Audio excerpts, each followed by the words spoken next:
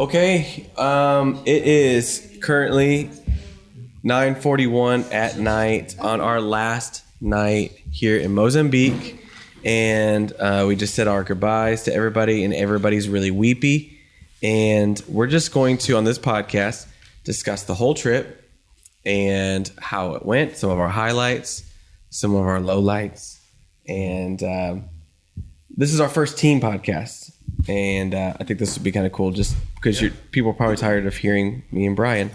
And now they get to hear people. Some this is their first Far-Flung trip. These are the people we're tired of hearing. So on this particular trip, we did a Wild Ones youth conference. Josh, for those that don't know what that is, give us a little bit about that. It is a youth conference that our church started, Redemption of the Nations Church, about 5 years ago. And as we walked through that, we raised some funds for a water tower here in Gumbane. And last year, you guys came and dedicated that, and it was just an incredible thing to see a couple hundred students rally together to raise funds to do that. But then it was awesome when you guys brought Leah Lunsford and her family down here and dedicated that. And then you and Brian, as the instigators you are, said you won't come to Africa and throw a Wild Ones. So I would just like to say, for the record, we did it. So don't dare us.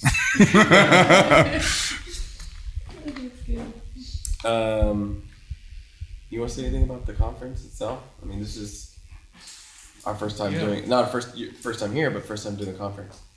Yeah, I think it was super impactful last year when we were at Wild Ones and we gave a trip away. Mm-hmm. And that was really, really special because that's sending kids into ministry, not one day you grow up and then you can do stuff. It's saying right now you have value, you can do it right now. We're going to send you on the mission field. And that was remarkable, watching Leah turn the water on for people who are walking miles and miles to the water tower or miles and miles here. And so now they have access to water much closer to their home. So that was special. And then just seeing the progression of ideas in, hey, we need a water tower. Or, hey, well, let's let a youth conference raise the money for it. And what if somebody comes? And then seeing the progression to what happened this week, which was bananas. That's been really neat for Far-Flung because it was like, 11 years ago, this was just an idea from a college kid, Kyle. And now, almost 12 years later, probably close to it, that you have college kids coming, high school kids coming, and being a part of all that stuff. So that's just really, really neat. And this trip has just really been one for the record books. Homestays, colored parties. And so, and the team has been fantastic. So I hope it translates on the podcast to be good. I want to hear from Catherine, if you want to hand the mic down to her. Why you're here, how you got here, besides flights. Well, there are many stories that I could share, but the reason that I started feeling like I needed to come is because Gianna, my daughter, who came with me in this trip, she started feeling a couple of years ago that she was supposed to come. So she began to ask, Mom, when can we go to Africa? Mom, when can we go to Africa? And I kept telling her, we just have to wait for the right time. God will show us, He will provide, but we'll have to wait. And so it was not too long ago, maybe a year ago, less, that she came and she got tears in her eyes this time. And she was like, Mom, we really need to go to Africa. And so the same answer, we're going to pray and God will show us. And about 10 minutes later, Kyle called me and he asked me for her to be the voice for a character there is a little elephant that represents a little girl here in Africa. And when he asked me that, I was like, okay, Lord, I surrender. And I went home and I told her, because I was right in the middle of a store when you called me, and I just started crying and people were looking at me and I was like, okay, I got to go. And I went home and I told her, and since then we have been planning and waiting, and then when we heard Wild Ones is going to Africa, I was just like, okay, check mark, this is it. We are heading to Africa. And after that, it has been a confirmation after confirmation from a trip that my mom took 5 years ago that I had forgotten about it. And she has been in this place, in this same village, with these same people. And I asked her when she came to pray for the heavens here to open for us, and I have forgotten about that prayer. There's a lady in church that prayed for us, and she saw the flag over us. It's just a lot of confirmation. There was no way that we could escape the calling this time. So, yeah. Gianna, every few months you come up to the office and you voice this puppet character. Is it any different now that you've met the real Elena? Now I definitely would say that I have an emotional connection with her, and just like building a relationship with her, like even though we can't communicate very well, just knowing that like she's like real, like just knowing her and like building a friendship and a relationship with her, it's definitely changed my perspective, and like this is a real person. Like, I don't know, just it's very special to me, and I think it's just amazing knowing that I get to do that. I was chosen to do that. It just makes me feel very grateful for that. That's awesome. Okay, so I think it's really strange for me to hear her voice. I was thinking the After, like, I've only known this elephant, and that's a puppet, and so now the puppet became a It's person happened for to me. several times on this trip. And she Okay, says something, and I go, I see the puppet like moving because I associate your voice with that puppet solely. Speaking of like forming relationships, Jordan, tell me about any relationships that you formed this week. Wait a second. Why are we giggling? Gary. I don't know what's happening. He said tell them about any friendships. I made plenty of friendships. Friends. Oh, this trip has been great. No, but me and Callie both kind of came to this knowing it's going to be a youth conference, but obviously there's like the language barrier, right? So you're kind of like, oh no, like I'll meet people, but they're not going to become like real friends. And throughout the week, we met some people. One of them speaks English. He's a pretty cool guy named Sam.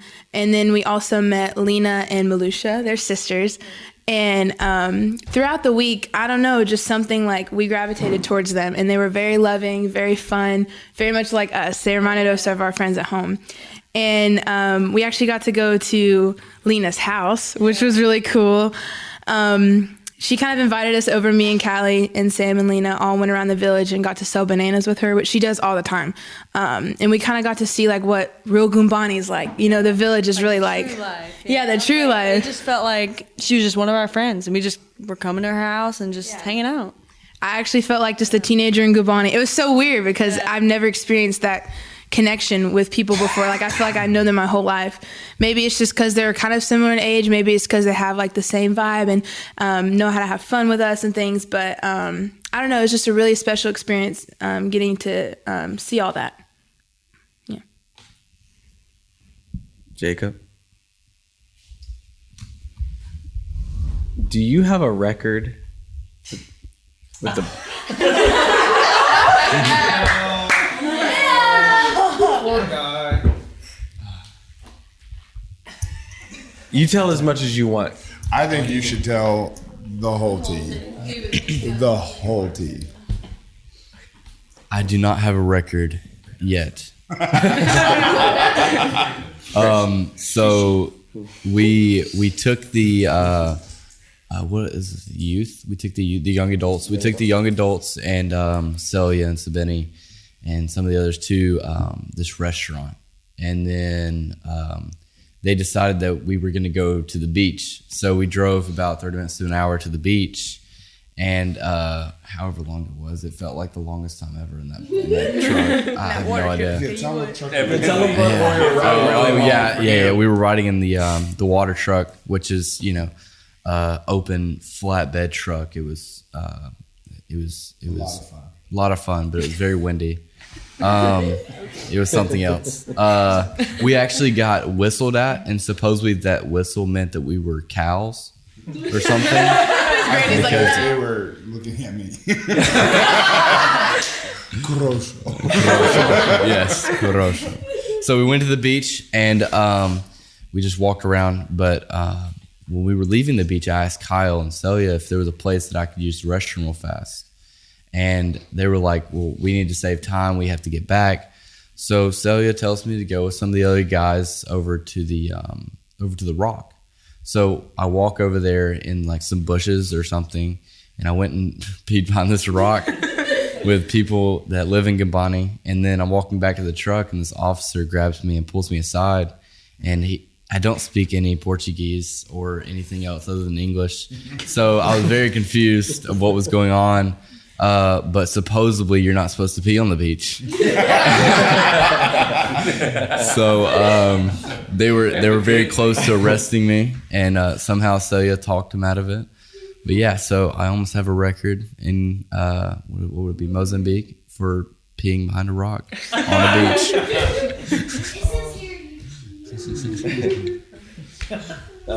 So a year ago, Brandy, we were here.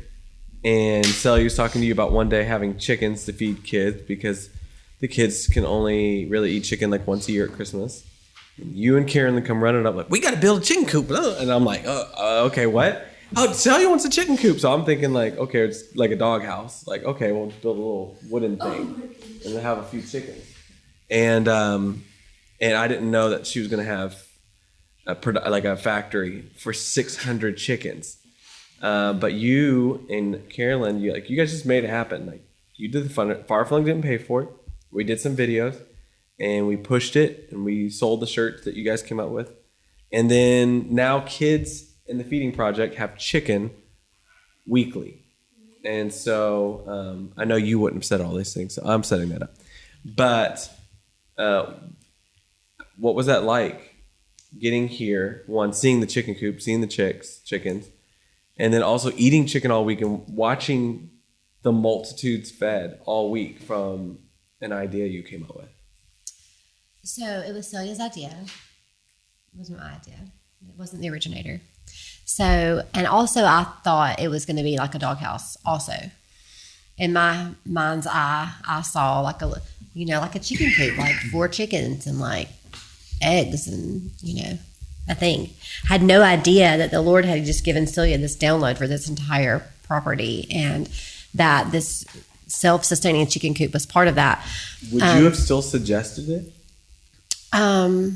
If you knew it was a 600 chicken concrete block mansion?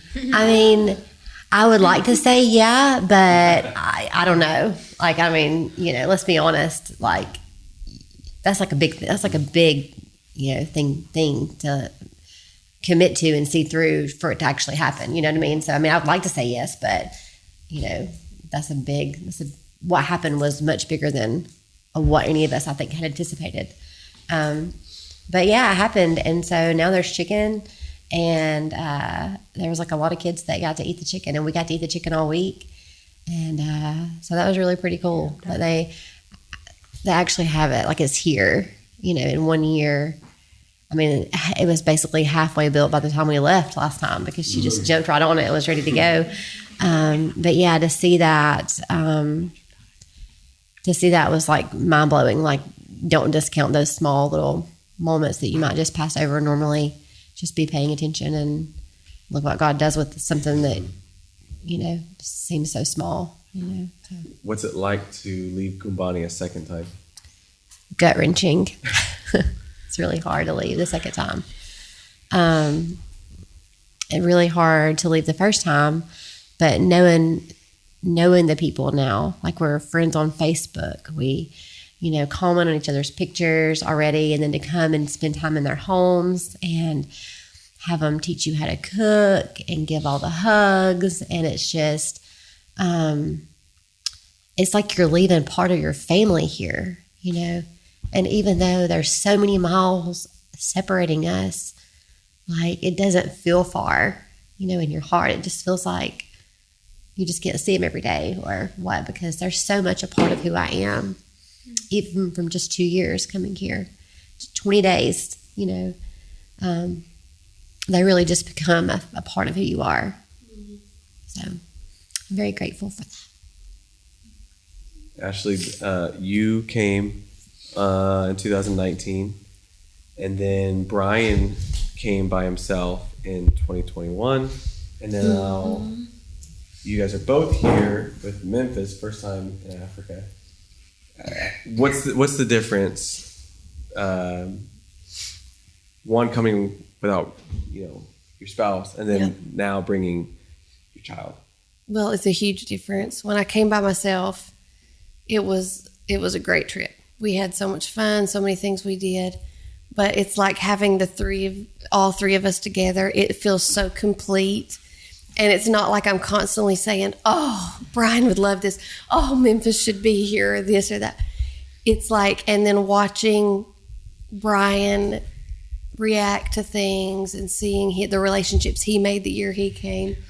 And then now watching Memphis just thrive in this environment. He just absolutely fit in as soon as he got here. And he has said, this feels like home. This is the best trip I've ever been on. It's going to be so hard to leave. He had brought a skateboard, and him and the boys, he was teaching them how to skate. And now he's like, I've got to leave this skateboard for him so they can practice. And then I'll bring another one back next year. And he's already promised, I'll be here next year. So I was like, okay, mark that down. You made a promise, dude. We've got to be here now. I have just, I don't know, that just, when you get to bring your family to a place you love and you poured into, that's huge. There's people that say, like, well, will they fully really get it? Memphis is 10. And so I really think he'll fully get it. He brought a journal. He's been writing things down he wants to remember, taking pictures of things he wants to remember. I think he really gets it. And then to say, I want to come back, to have a kid say this was that good, you know, that's big.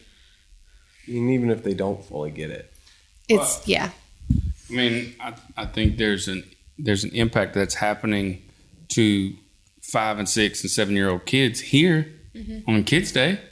They remember you when you come back. So if the 5 and 6 and 7-year-old kids are being impacted here by a trip, then it makes sense that if we brought one of our kids who's 5, 6, 7, 8 years old, they would be impacted as well. I think sometimes it's harder for parents to bring kids. And there's been a couple times, like on the trip, that Ashley will look at me with like this sheer panic of, where is Memphis? Like, you know, like a vulture came and snatched him up out of the courtyard during the color party or something like that. Well, let's just say he, like, as soon as we landed here, it is just like he was gone. Like, I just got to see everything. Kids are everywhere. This is my dream.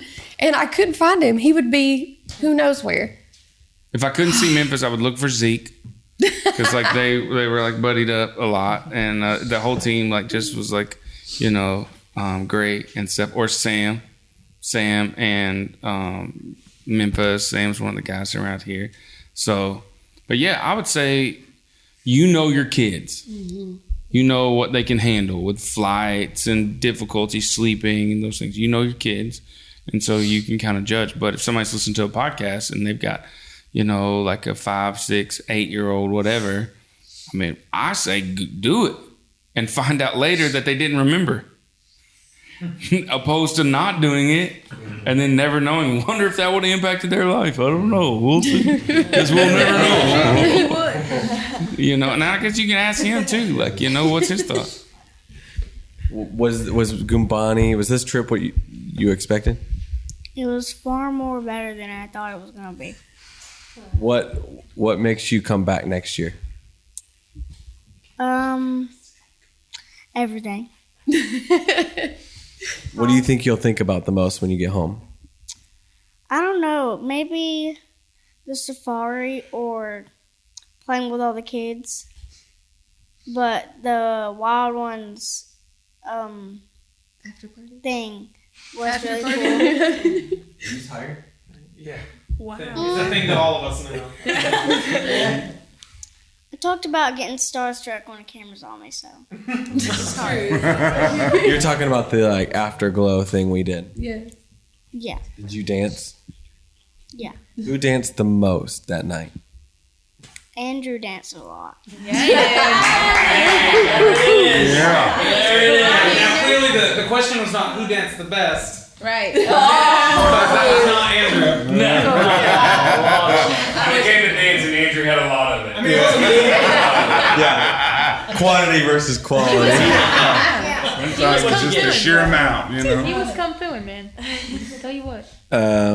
Zeke, it's so funny. Zeke's been a part of Far-Flung since 2017, and as far as missions trips, because you do a lot of stuff for the stateside. The only trip you've been on multiple times is the Arctic. So your only reference to our trips is negative 50-degree weather. Yeah, it is. This was much needed. In fact, I think after the Arctic trip, I was like, "Good grief, Kyle, can you please take me to somewhere warm?" And then I figure out that this is winter here, so I was like, "Can I please go somewhere actually warm?" This was absolutely it far exceeded my expectations, because you watch things on our videos and you see the podcast and the short clips and photos on Instagram and all that kind of stuff, and you don't have a full picture of the place until you get here. And when I got here, my mind was it was blown. I could not, at the end of this, I'm just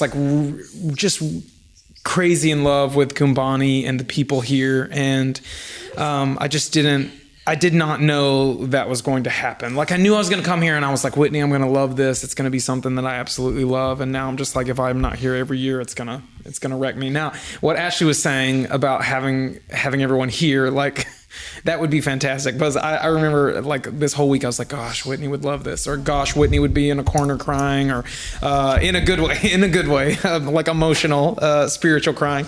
And I kept saying that over and over again. So I'm going to get her here next year. But I'm absolutely so in love with it. And I love the Arctic, but I'm absolutely glad this is a little bit warmer. It would have been terrible to have this sand, but also negative 50-degree weather. It would have been awful. I have a follow-up for you, but Brandy, notorious for this. Is she ruining another moment, holy moment? You made it so close. Do you have a question? Should we start some worship? Someone while they're talking. What are you laughing at? It's not ever my fault. I'm provoked. It's not ever my fault. I can't look at people while they're laughing, because it just makes me happy, and I just laugh. I guess when they're worshiping too, Jonathan. It's like no matter which way I look, I'm getting it. Was Jonathan laughing when you interrupted worship last year? He was not laughing. He was not laughing. He wasn't laughing for days after that. Oh my gosh. You made it so close. Literally, we're going to bed in 20 minutes. And I was waiting for the whole trip for you to interrupt someone by laughing. I'm so sorry. And you had to do it at the end. I don't mean any disrespect. I'm Zeke's sit first beside me. trip. Zeke's this is so impactful to me. He's like, I'm just so glad to be taken seriously. And then you just start laughing. I'm so happy to be needed. She's at we're going to show up, all of us raptured up. And then the Lord's going to be like, okay, go ahead. You all can start singing. And she's going to go, okay, just I need 1 second. Hold on a second. Just wait before anything else. What do I need to bring? I have a question. At least this time it's laughter. That's all. Yeah. Zeke just kind of really jumped full force into Far-Flung, and so we go home tomorrow, and we're home for 4 days, and then he jumps on the next trip to Ecuador. Yeah. And then you're home for a week and a half, and then you jump on a scout film trip to the Philippines. Whoa. Yes. How much details have I given you? You've given me nothing about the Philippines other than now. I've asked other people about Ecuador. I'm like, okay, what's this? What can I expect? Because I'm very, very detail oriented, which is just I'm just laying that down daily with Far-Flung. But okay, so I've asked some other people about Ecuador, but then I can only ask you about the Philippines, and you don't know much. I don't think about it. So I'm just like, okay. Ask me a series of questions right now, and I will give you the answer if I have them. Am I allowed to wear shorts? I don't know. Where will I sleep? I don't know. Will I need a lot of sunscreen? Likely. Maybe. Is it a rainy? Ask again when we're leaving. Not clear. Ask again. Not clear. Ask again. Are you an 8-ball? Do we need visas? Do we need visas? Kyle, do we need visas? I don't think so. I mean, none of us are going if we need visas. Okay, we don't need visas. I think that's all I have right now. I will have several dozen. There's a shocking amount of things. I'm supposed to know things starting July 14th. What's today? It's July 12th. Oh, okay. We leave August 9th. Okay. So I'm super excited about that. That one will actually be hot. That'll be summer. As this podcast is being recorded, I don't know if we're going to be on remote islands or on mountaintops. It could be both. So the clothing could change exponentially. The thing is, we could be on both. So I could need to bring all of it. You might need. So we could be on boats the entire time. You could, we might be on boats and like tropical islands. Or we could be like in jungle mountains. Okay, great. We're gonna really love that Kamek gear. Yes, we will. Take lots of pictures, Mr. Kamek. Mr. and Mrs. Kamek. Take a moment. Oh my gosh. Yeah, I'm super excited about that though. Nervous, but it's the part of adventure that I've been, wanting to, been itching to get a hold of. And you've agreed to go to the street market with me and eat grilled squid. No. Oh, yes. Okay. Yes. I'm sorry. I was thinking of the same street market that gave you and Gary. Food poisoning. Yeah, food poisoning. That I won't be going to. I'll be praying over all the squid before I That was in consume. Amazon. Okay, so we're good. Philippines probably fine. I'll eat that. I mean, listen, I am vegan 90% of the time. Says the man who got exactly. Yeah, can we talk about that real quick? Yes. Okay. Listen. All the food. I want to interject here. I love animals. No. Okay. My man Zeke is a true vegan by practice in the States. Yes. And so he knows we're coming here, and then he tells me, he's like, "I've had my first practice meal." I said, "What the heck's a practice meal?" But before I go any further, could you let the listeners know? Yeah, like a week. Okay, so I know I can't like stick to real harsh eating patterns of any kind if I'm going to go other places, and I know that, so I do it most of the time because I'm like, okay, I love animals. I don't want to I don't know, if I'm not gonna kill it, I'm not gonna eat it, kind of stuff like that. And health, I don't know. I'm just trying to be nice, trying to be good. Thank you. The animals, I think, appreciate it. So, okay, but so last week I went to Chick-fil-A, got me a spicy chicken sandwich. I'm like, if this doesn't go well, next week is definitely not gonna go well. So he has his practice meal, which is very safe. Yeah, it's safe. A spicy Chick-fil-A sandwich. And then he gets here and there's like three things that you're going to count on. There's going to be rice. There's going to be... I love rice. Rice is incredible staple. rice. It's good to go. Every meal has been incredible. There's been some sort of protein, like a beef or chicken. Mm-hmm. And there's, the mandioca, or there's the local, chips and fries, and every plate, Zeke has meat on it. Yeah, I'm not about to offend nobody. And I mean, when it comes to food, I think this is super amazing until we go to this restaurant in the Safari. First off, overdid it. Wow. Yeah. I don't even have the words to tell you how incredible that meal was. But it was my great. man Zeke the vegan, he sits down and he says, I split it. Wait, I know, Okay. There's a Split it down your game gullet. meal for 2. And I'm going, you do know that is meat. It's all meat, not just meat. It is all meat. It is literally a charcuterie board it was. Of steak and sausage. It was named meat board. Yeah. Meat board. And this is his idea. Zeke and the vegan says to the waiter, I'll have the meat board. Meat board. I will. And he destroyed. I've been Zeke's fan for a long time. I'm proud of him. He killed that thing. I mean, what did you have on? We had blue wildebeest. It was me and Andrew. Okay, so we were going to split this because the price was great. Okay, $30 for things I'm not gonna get to eat, stateside. So we had blue wildebeest. We had Blessbach, which was my absolute favorite. It was a tiny antelope. sorry, buddy. Thank you for your service. It's a tiny one. And then we had Impala, which I don't really care. There's thousands of those. Still, I care enough. But they ruined some of my safari experience because there were thousands of them, and we were just looking for the cheetahs. So we had all of those. And I was like, they were very good. Very good. They were steak. I mean, like huge portions of steak. And all went well until... This is where I was hoping we would go. Until it didn't. Like, it got to the point, I will spare all of the details, but it got to the point where Andrew was at our yurt hut thing, and he was in the bathroom, and I said, it got to that point, and he was brushing his teeth, he was getting ready for bed. And I got back to the yurt, and then sweat started beating up on my head. And I went, oh God. The meat sweat. I said, Jesus. I was pacing the room going, Jesus help me, Jesus help me, Jesus help me.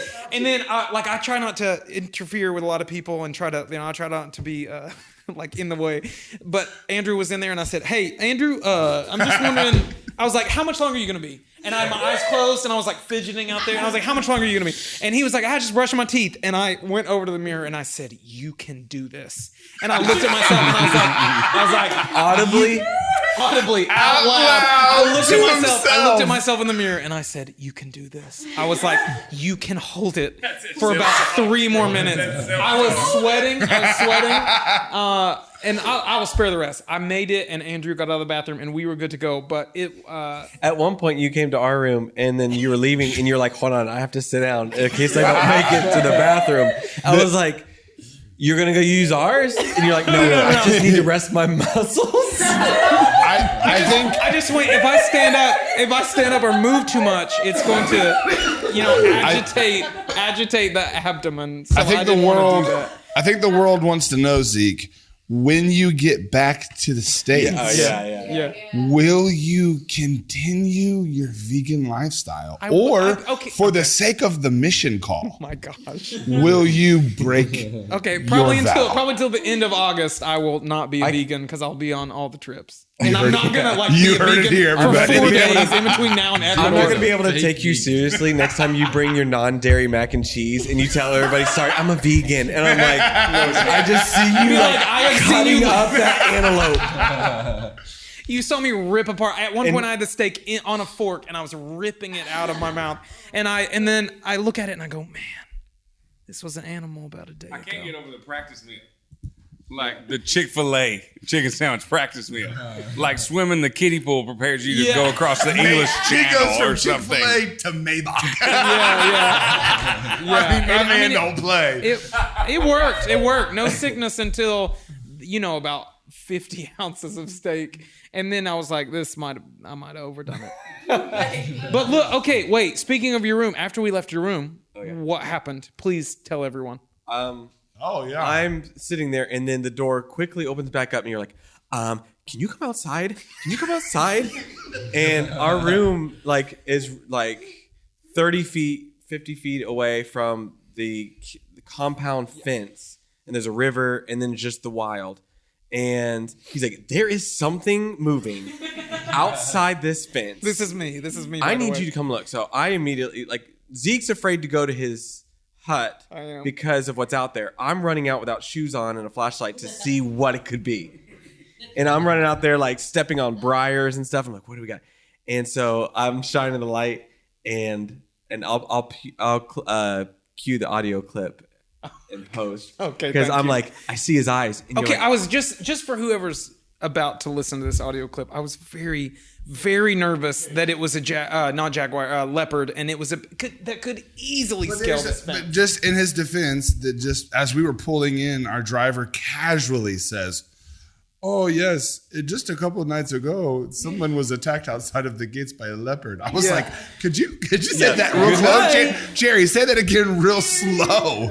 And yeah, Are you gonna cue it up right now? Rightfully so. This I was going to wasn't cue it in post, but hysteria. we can listen. Okay.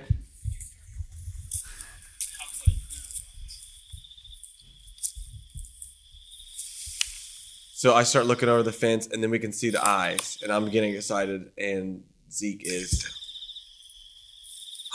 I see eyes. Do you see those eyes? Look. You see it? I'm terrified. What kind of eyes are they? What kind of eyes are they? You see it? No, but it's making me nervous. What's happening? We hear something. Okay, so Kyle and Josh got a yurt. Oh my gosh. Right outside. Like just me and you. Only me and you. The rest of the team didn't get one. Anyway, so he continues to go, I am sweating. I was sweating. Anyways, so we get close to the fence and it runs away. And it's big enough that all the grass everything's bends. like The grass bends around it. We're almost positive it was a hyena. Yeah, so we asked Tabby what it was, and she was like, "Oh, hyenas go around that vicinity all the time." So we were looking face to face to a hyena, about 30 feet away. Those are hyena eyes. Yeah, they were hyena eyes, and I'm glad I didn't know that because the quickness in which I would have ran. How nervous were you? Because you sounded like very. I mean, I was nervous. I was like, okay, great. If it's a hippo, like I'll at least be able to get inside, maybe. But I was like, if this is I don't know why. Hippos that was my kill thought. More humans. I know, but I mean, just the fact. I don't know. In my mind, I was like, I can do this. It was okay. It was beyond like a chain link fence. That's what this was. It wasn't a wooden fence. It was a chain link fence that in the morning I went, oh, there was nothing in between us. Chain link fence. And there was like, if it could have easily scaled that. So hyena, well, I'm not scared that will scale it. But I was like, if this is a leopard, that thing can jump 10 feet and it will be on us before I can get away. And I don't want to push you in front of it, but I probably will.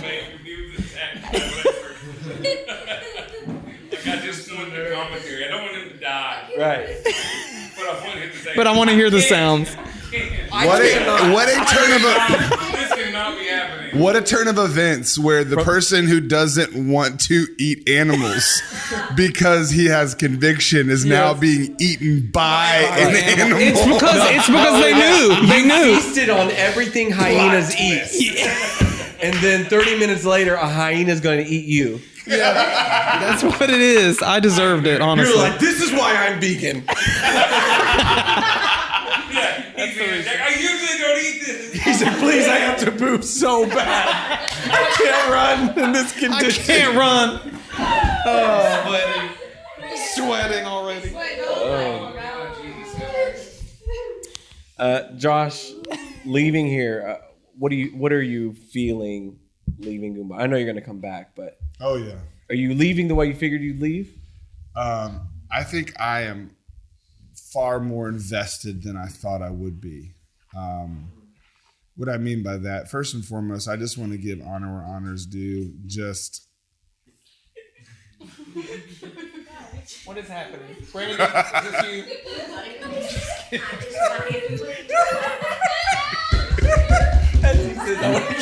what just happened? Is he sweating? Is he sweating? Did he have the Maybach? This The side meat of the table board. is very confused. Okay, I'm sorry. It probably doesn't even pick up on the mic, but my chair made a really weird noise, and we just couldn't let it go. I just think first and foremost to give honor to Pastor Celia and Mama and Pastor Sabini, they just put on an absolutely incredible conference for the young people.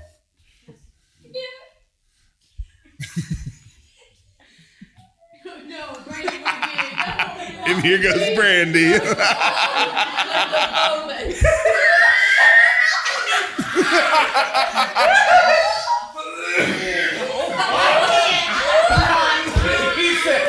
He said,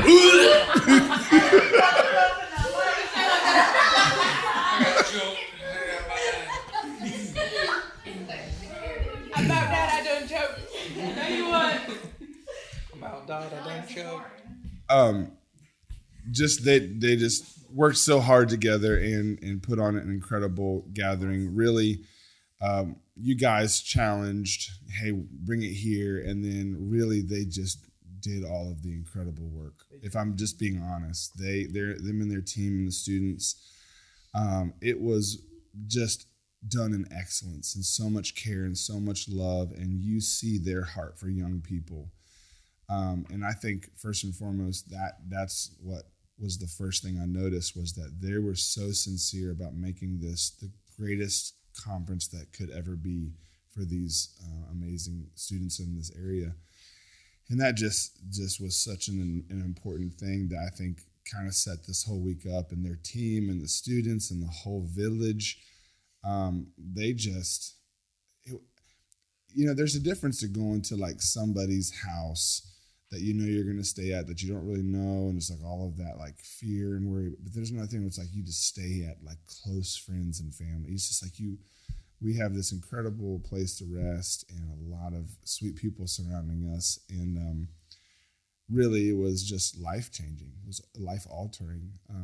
They have such a deep love, and for people that I think are probably used to having people come and go, they love as if you're staying forever. And to know how deep that love is.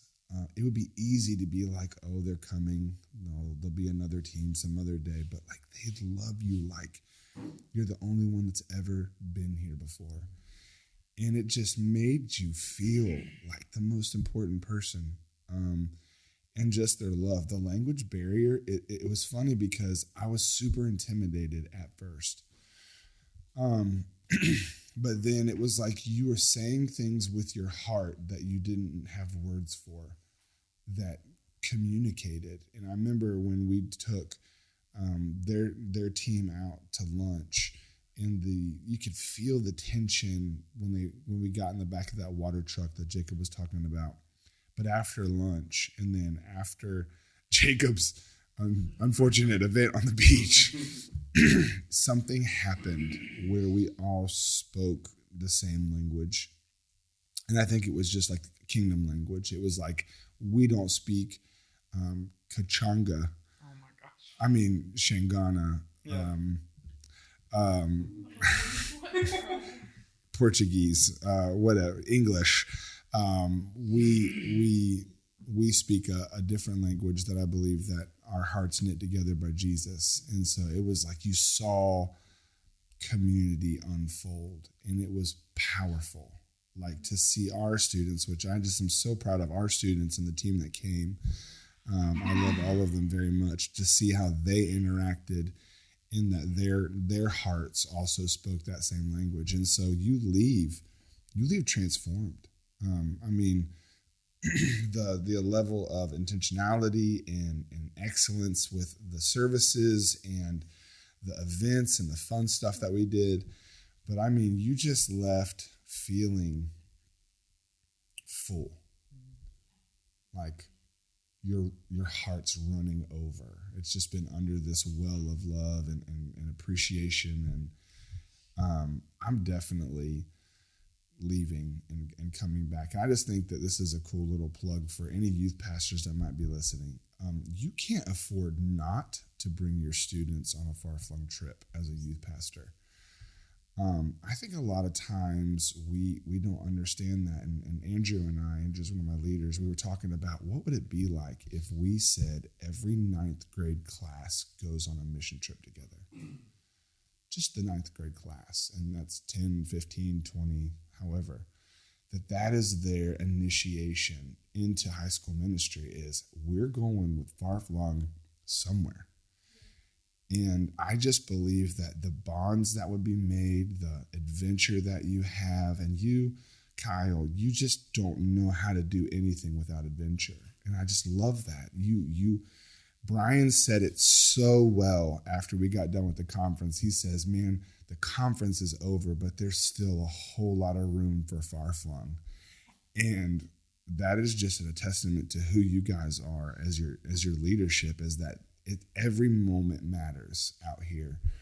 And so for the youth pastor that's listening, the student that wants to be involved in missions, listen, talk to your youth pastor, talk to your parents. You can't afford not to go on these trips, not because of how the change that we bring. Of course we bring change, but just the change that happens. It's like this relational equity that is exchanged from America to wherever you visit, and you see life differently. And I see it in Callie's eyes right now. I see it in Jacob. I see it in Jordan. I see it in G. And I'm just like, they just look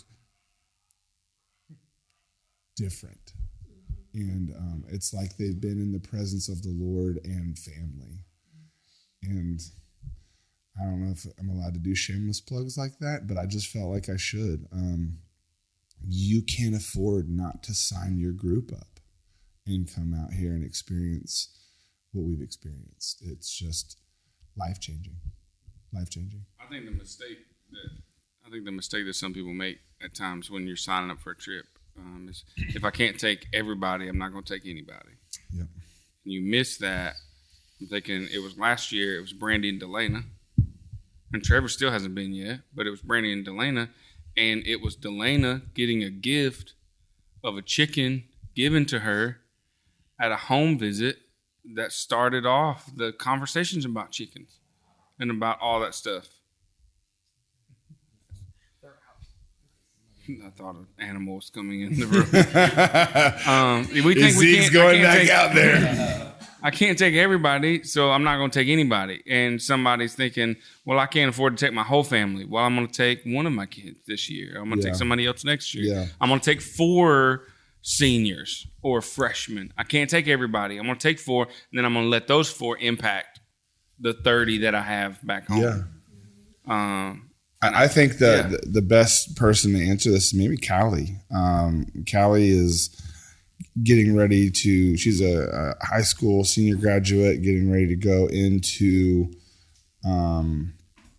just the next season of her life and the college phase. Like, what do you gain from this trip, Callie? Like, you came out here, I mean, really, there's a lot of unfortunate things that happened, but it was like a perfect setup.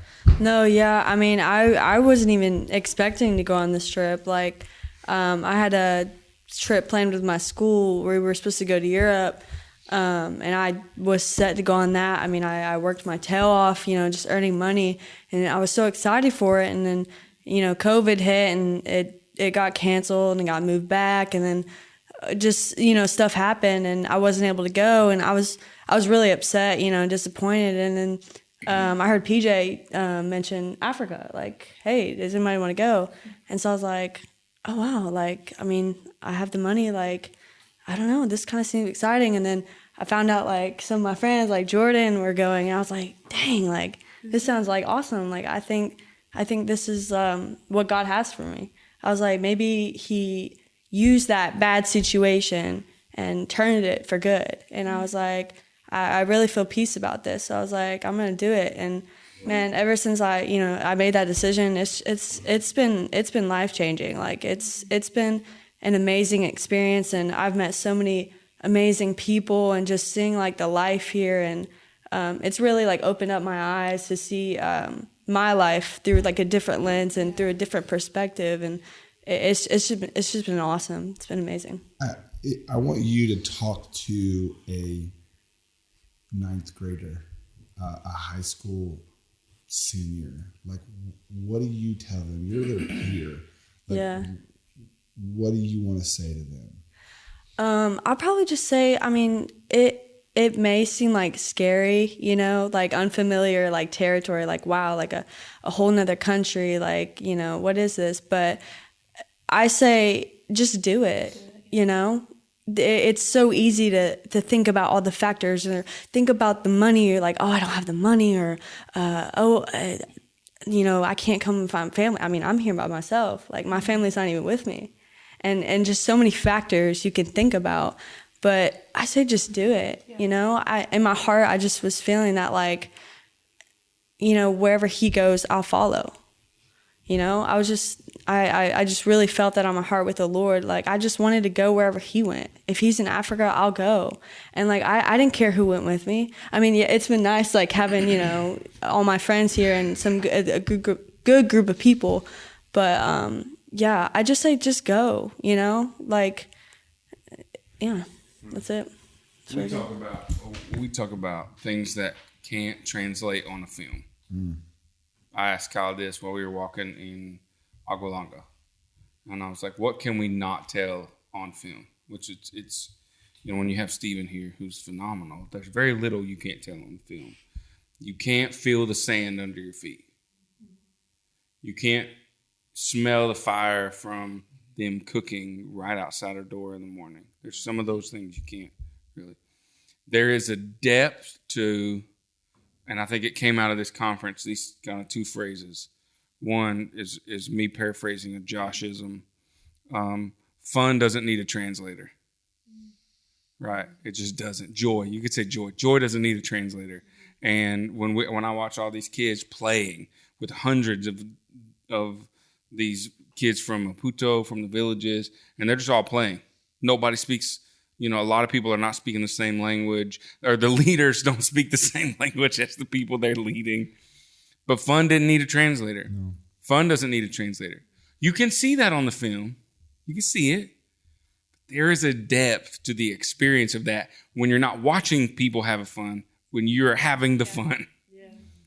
Fun doesn't need a translator. One of the girls on the recent Thailand trip, plug for the Thailand trip if you want to sign up for that one. She said this. She said, you know, love doesn't need a translator either. She made that statement. Love doesn't need a translator. And when I watched Josh preach about the thief in Gumbane, about the value that people have, when Andrew preached about the guys on the road to Emmaus, when I heard the testimonies of Catherine, when I got an opportunity to preach, people shared, you saw that. Kids filling the altar. It was the same life transformation we saw in Wild Ones in Chattanooga. Absolutely. It was the exact same life transformation, because love doesn't need a translator. Joy and fun doesn't need a translator, right? And you can't get that at the same depth through the films. Yeah. You can see it, but there's something, and that's why we don't only do films. And we recognize there are givers. There are big givers who are paying for churches and clinics and paying for stuff who won't be able to go. And that's okay. We don't shame anybody. But for those who have the itch, oh man, you know. Yeah. It's just different. There's a smell to that chicken coop that you can't get other places, right? I mean, and you're seeing that too. What was it like for you guys, you know, leading Wild Ones and the preaching and stuff? That was... Yeah, let's hear from Andrew on that. Andrew is a leader that's been with me for several years now in Chattanooga, and he came and I asked him to preach. I just believe in him so much. Andrew, like, could you answer that question? Yeah, just kind of from a communication aspect. Like, you know, I've not preached like a crazy amount of times, but, you know, I've been able to speak some at our youth group and even at Bible study some. But for me personally, as someone who does want to communicate for a living, and eventually, you know, be a youth pastor, it was incredibly stretching to be in an environment where it's like there is that language barrier, and you know, there's so many different cultural differences that it was a very big adjustment. So personally, for me, like, this trip has been very stretching. But even looking, like, I wasn't here for the first Wild Ones, but I've over the years had the opportunity to kind of join in and lead teams and kind of come up with different aspects and elements of it. And I remember at Wild Ones in chat when we were kind of talking about this after party idea. And it was like last year we had this crazy moment at the end of service. It went for what, like 2 hours after service ended? Oh yeah. Like people were up here doing the conga line. Like it was nuts. It was like 2 hours after service, and we were like, we love that students like had that time in the altar where they had that spiritual transformation, but like at the end of service they hung out and they like partied. And so just kind of seeing and experiencing that last year in 2021, I think it was, right? And kind of talking to Josh, like we wanted to do something like that and add that element to the conference. And I remember, shameless plug for Hype Crew, you're the best team. But like meeting up with a couple people and kind of talking about like what an after party would look like. Like the glow party, that was an idea that we didn't really think of. Like it was like, yeah, it'd be cool. And like we didn't really think it was anything major, but coming here and seeing that it was this like once in a lifetime experience for some of these students, it's like, yo, that was an idea that we kind of engineered. It was just crazy to see, it translate different content.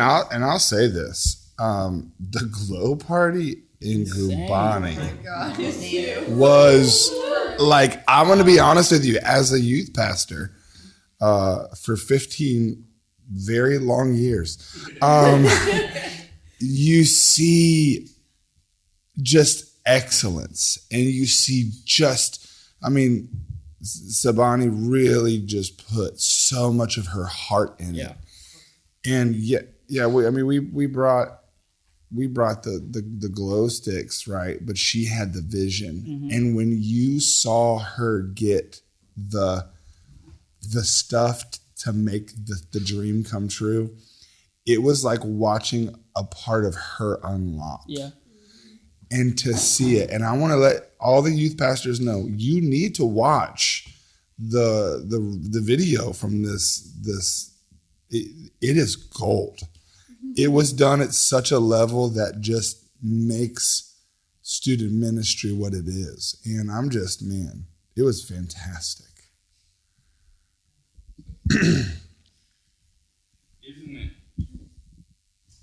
Isn't it wild to see them like operate at that level and not have running water? Wow. Like, yeah. I mean, we in this guest house we do, but like you did all that on a generator. There's something to like people refusing to be told they can't. Yeah. There is just strength in Gumbane. You kids that we went and stayed at their homes and they're walking outside and killing duck. Catherine killed a duck. Yeah, can we maybe later honor her that? But like, there's a strength here of people who aren't just willing to say, "Oh, we can't do that." These kids are in Gumbane; they don't need all of this. We're not going to do all that, and just went for it and crushed. And Celia's message to those kids, was crafted with the white shirts on and the dark and the black lights, and saying we were meant to shine in the dark. We're meant to shine in the night. Like, man, I was losing it. Yeah. It was just, I don't know. There are things that you watch happen and only God can orchestrate this. Yeah. And one of the things that she said was, we said, what will they think? And she responded, she said, they won't know what to think. They've never seen anything like this before. And what a humbling first statement that her and the team here wanted to give something that no one has ever seen before. And the thing that blessed my heart the most was Sunday morning after the conference was over and looking at the teenagers and the kids still wearing the glow glasses that were no longer glow. I'm talking about, you want to weep, is that you just look at the appreciation for what was a memory, that this thing was shining just a few hours ago, but it still has value even when it's lost its glow. And I was just humbled. They were still wearing them tonight. Yeah, they were. It's Tuesday. Is it Tuesday night? Yes. Yeah, they were still wearing them.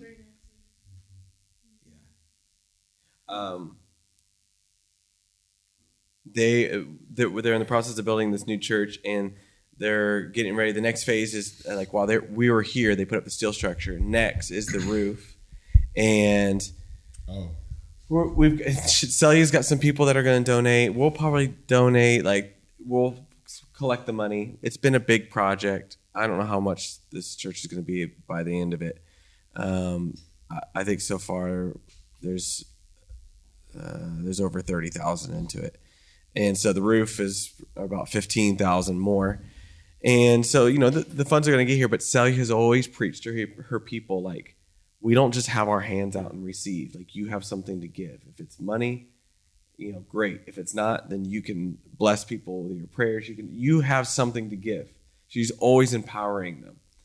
And so they've been preparing for this offering today, or from Sunday. They've been preparing for like a month. And it was called everything's fun here. They call it the slap the table. Slap the table. And essentially, 50 Medicae is what people usually give in an offering here. And it's equivalent of 80 cents. And she has asked everybody to give.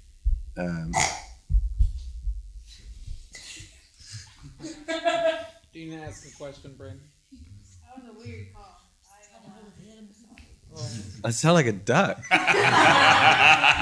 Did you think that was better than a sneeze? Now everybody at home's like, why was there a duck? Everybody's prepared to give quack. One duck. What? She's just trying to figure. Slap that table with the duck. Josh was covering up foods, with quack noises. I remember the sneeze was one, So she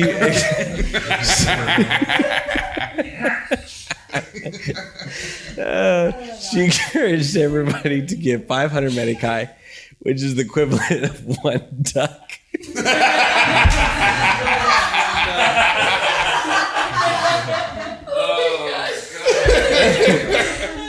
It's the equivalent of about $8.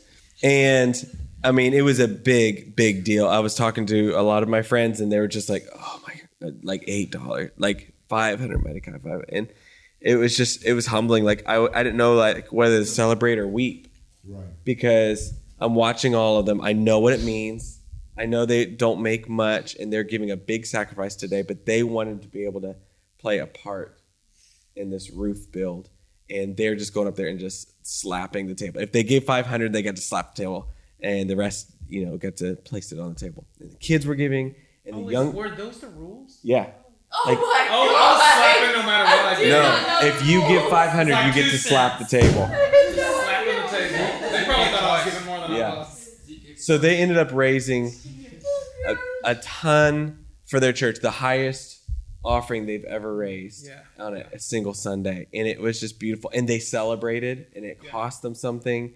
And they were proud, and they were competitive, and they were just like, it was just this huge moment, and just an earmark moment for them. And I'm so glad we got to witness it. And I was just so emotional because I'm sitting here, part of me is like, just let me go fundraise it. Let me just go find them. And then because I know it was a sacrifice, but then I'm like, no, like the Lord wants them to do this. The Lord's going to bless them, and they're going to feel ownership of their church. And so it's good. Even to tonight, like it's our last night. It's Tuesday night is when they have their service.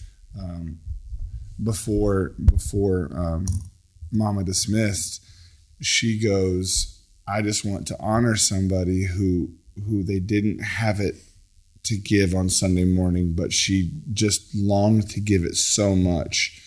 And a lady in their church gave her their offering, the $500 Medicae offering, and she, Celia slapped the pulpit for her. And just to think that, man, you took that ownership home for 2 days and you said, I'm going to give, even though I missed that moment, I'm not going to miss the moment.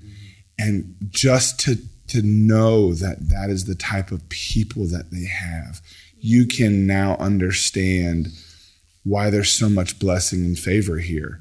Their kids walk the streets safely. Like there's such a love, there's such a depth, there's such a community. Like I shared with them, and I hope they really knew that I meant it. Like the sense of family and community that you just you walk the sand like Brian was talking about, and you feel that, and then you just watch. We have this phrase that we say all the time loosely, right? It takes a village to raise a child. But I watched a village raise children this week. And I would love that maybe we unpack the home visit some, because that was something new. But we got to see this amazing family love on her own community, and people were coming over and bringing spices, and they would just give them to her. And then there was somebody that came that needed water jugs, and she gave them water jugs. And when we showed up, she raked the sand in a way that it looked like we vacuum our carpet. Like the little triangles and we're so proud and detailed. Like there was like a quarter of an acre where you could see just the love in the sand. Like, I don't know if Steve was running the camera, but like you just felt the actual love coming from anything. And you sit there and you go, God, these people are not normal. They are special. And it's like that love translates 2 days later and it says, I didn't have it then, but I have it now, and I'm not going to miss this moment. Like, God, may I be like that.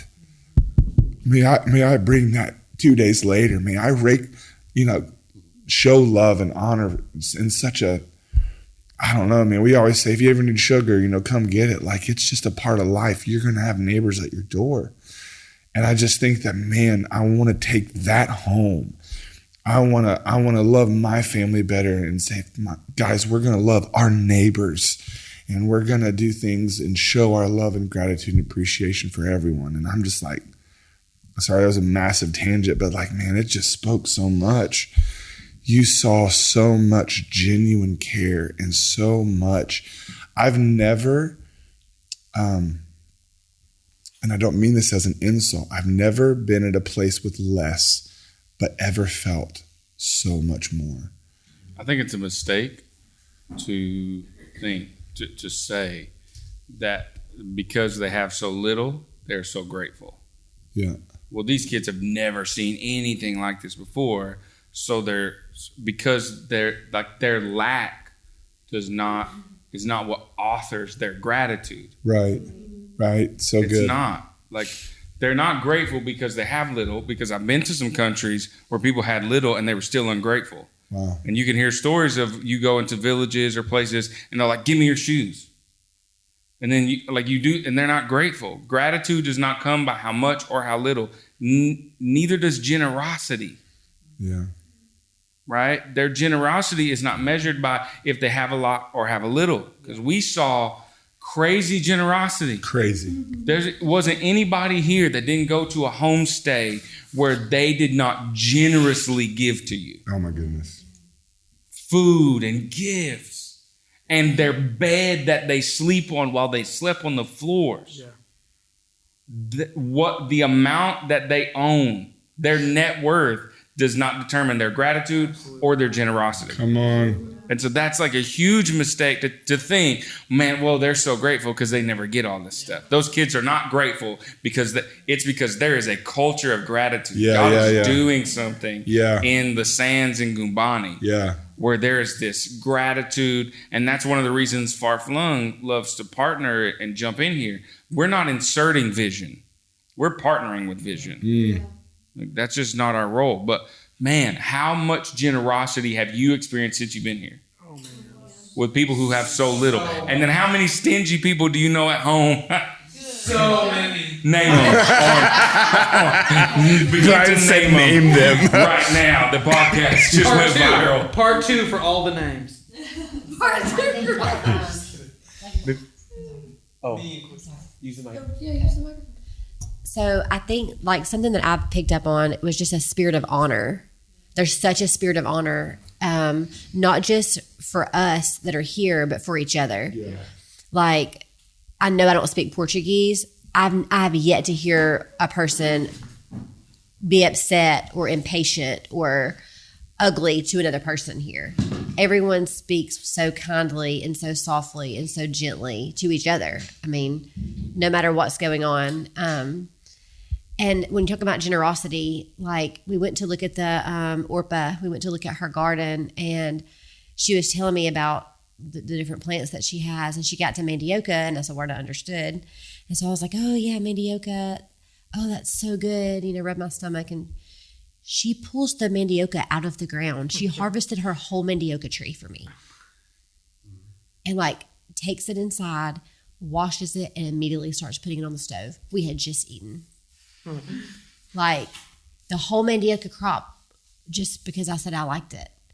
It was incredible. I'll never forget that. Like, how long does it take to grow mandioca? I would like to know, because like it's like an investment, Before we end this podcast, the official Far-Flung Wild Ones 2022 podcast episode, anybody want to say anything they have to put on the mic to the listener? Yeah. Next year for the home visits, if you stay with Fernando, bring the most comfortable pair of shoes you have, right, Jacob? Oh yes, please do. 8 miles. 8 miles they walked in one day. 8 miles. They got 8 miles in one day. We met people in Maputo. We met all of his siblings. All of them in one day. Didn't you go to a warehouse? Yes. Went to his work. They had so Jacob and Andrew had the longest walk, and which we thought was gonna be it. That was gonna be it. But then after they took the longest walk to their host home, then he took them on the longest walk of, I guess, eternity, and just took them everywhere. And he was showing them off his guests, which is just awesome. But they walked 8 miles on that first day, and it wasn't even a full day. No, right? It was like 6 hours. If we would have had the whole day with him, I mean, I don't know what I would have done. Like, you would have seen me on the road, like, passed out. And a mile here is it is through sand. Think walking a mile on the beach, like on the part of the beach that's hard to walk in. And then walk 8 miles on that. Yes, 8 times. Just because Andrew is preaching on the road to Emmaus, just next time maybe preach like Jesus goes from Judea to Jerusalem, or maybe like I think you're right. Something like that. Then Jesus was all about. There we go. Yeah. Jesus takes a nap on. Anyone else? Anything they want to say? I don't think so. Final thoughts. Final words. I think Memphis. Those that are just listening to the audio version of this, Memphis fell asleep about 40 minutes ago after eating which is the theme of the week. Honestly, I've seen him, his neck just his mouth wide open about 17 times. I do again just want to stress for any of the churches or youth pastors out there, please just go on one trip. Please, I am begging you. I will give you your first $1 towards your trip. Like, seriously, I will cash app you right now if you will sign up. I'll give you $1. Hashtag Brian Lindsay. I will, just so you know. But seriously, I think that if you're on the fence and maybe you've just been listening, trying to get to know these guys, or maybe you've just been checking them out, or you came to Wild Ones, or you've just been just seeing them in different places, sign them up.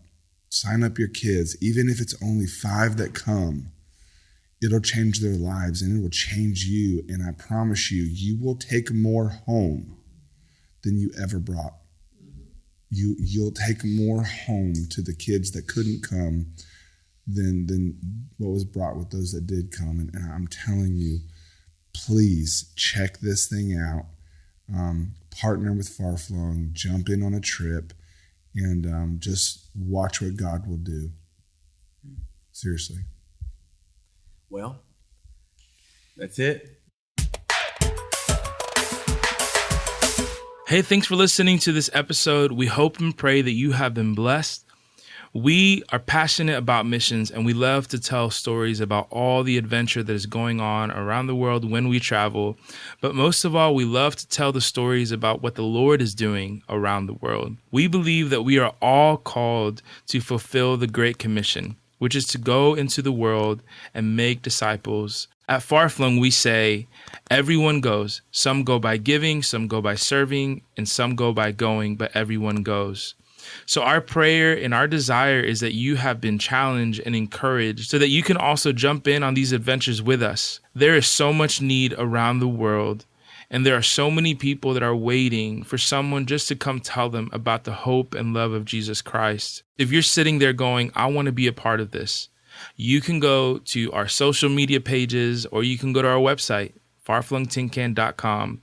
There you will find our latest trips and all the latest info on what's going on here at Far-Flung. We also ask that you would consider partnering with us. We can't do it without people like you who say, we may not be able to go, but we want to go by giving. And so if that's you, go to farflungtincan.com and click on the giving link and partner with us so that we can continue to go to the far-flung corners of the earth. Once again, we hope and pray that this episode has been a blessing. Don't forget to like and subscribe our channel, share it with your friends, and be looking out for the latest episode. See you soon.